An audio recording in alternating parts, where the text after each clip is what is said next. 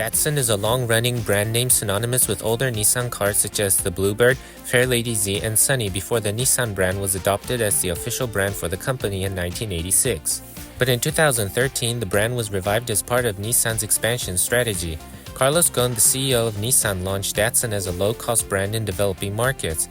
However, fast forward to today and Datsun is defunct for the second time. Why did Datsun fail? What potential does the Datsun name carry for future uses? We'll discuss why Datsun failed the second time, and towards the end we will also discuss how the name could potentially be used in the future. Carlos Ghosn, CEO and savior of Nissan, launched the Datsun brand in 2013 as a low-cost brand for emerging markets. Similar to Renault's strategy with Dacia, Datsun was to build cars using Nissan technology but under a much lower price bracket. The markets where Datsun was sold were India, Nepal, Indonesia, South Africa, Russia, Kazakhstan, Belarus, and Lebanon. Datsun first launched in 2013 the Datsun Go and Go Plus as a cheap hatchback and MPV variant of the Nissan Micra. Then the following year they followed with the Ondu, specifically for Russia, a compact sedan that was based on the Lada Granta. Following the Ondu in 2015, Datsun released its twin, the Maidu, as a hatchback variant of the Ondu, also based on a Lada, the Lada Kalina.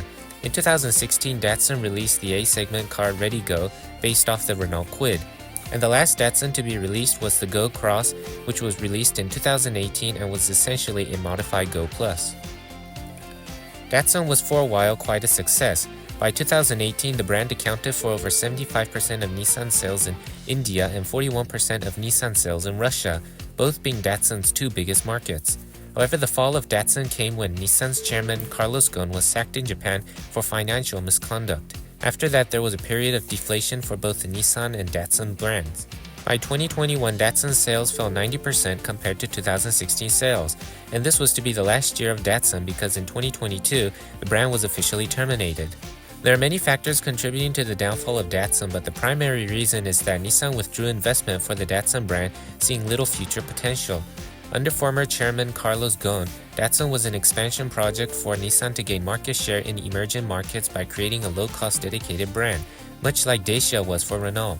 But the following expansionist strategy of Ghosn and focused instead on profit margins. This focus on streamlining the Nissan brand and cutting back on the number of models is what led to the axing of Datsun, as well as the downsizing of Nissan's production capacity from 7.2 million vehicles to only 5 million vehicles. In hindsight, we can see that the expansionist strategy was probably better for Nissan's survival, as now they are struggling to maintain market share in many of these regions where Datsun used to once lead the market.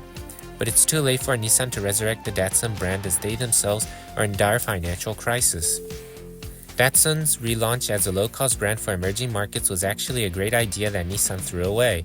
Dacia, for example, a Romanian automaker that Renault acquired and slotted in the entry-level category, has seen great success in emerging markets with global annual sales of around 600,000 vehicles. Datsun may have relived the success of Dacia had Carlos Ghosn stayed as chairman of Nissan, but of course Ghosn is now gone and Datsun is now dead. Still, is there ever going to be an opportunity to revive the Datsun brand? Well, there just might be.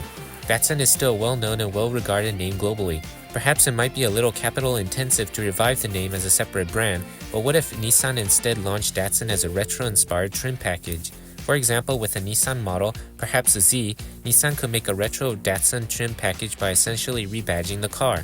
This is more in line with Datsun's legacy back in the 1980s, when they were just rebadged Nissans or the other way around. Another example could be the Nissan Frontier.